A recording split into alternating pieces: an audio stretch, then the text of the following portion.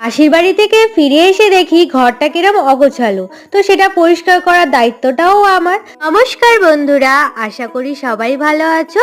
তো আমি শ্রদ্ধা, আমার একটা নতুন মিনি ব্লগে সবাইকে স্বাগত। প্রথমেই একটা কথা বলি, যেহেতু একদিন ভিডিও দিতে পারিনি তার জন্য আমার রিচটাও কমে গেছে, জন্য একটু মন খারাপ হয়ে আছে। এই যে কুমড়োটা দেখতে পেলে, এটা হচ্ছে আমার বড় মাসিদের গাছের। তো বড় মাসি আমরা যাব বলে এটা রেখে দিয়েছিল, যাতে আমরা আর ছোট মাসিরা একটু নিতে পারি।